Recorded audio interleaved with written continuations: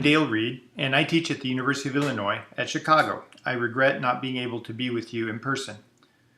As a university teacher for the last 28 years, I've constantly been looking for ways to improve my teaching.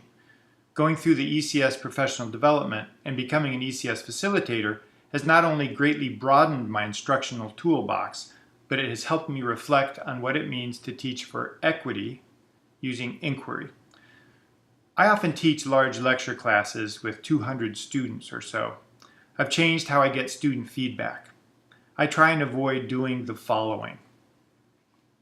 Has anybody gotten this to work in a significant way where previously you were stuck?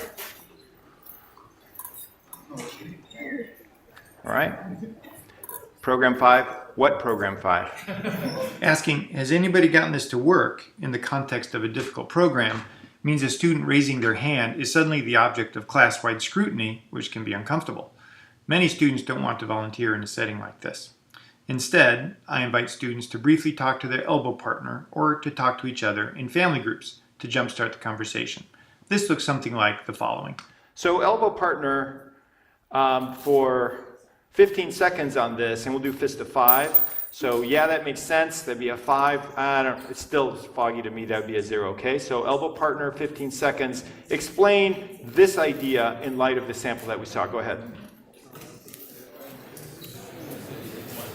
After giving them a short time to have a conversation with each other, we gather back together as a group.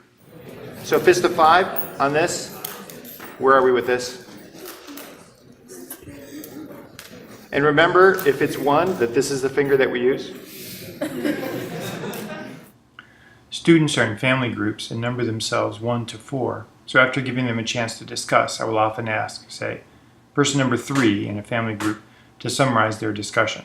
Making the choice to have students talk to each other means everyone gets to talk and ask questions, not just a few students or just me. Sometimes I also use journaling so that everyone has a chance to be thoughtful in their responses.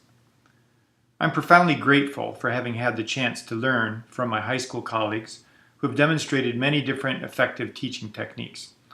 If you want to see more practical examples of how ECS has changed my teaching, particularly using peer instruction, take a look at bit.ly/readpeer. Thanks.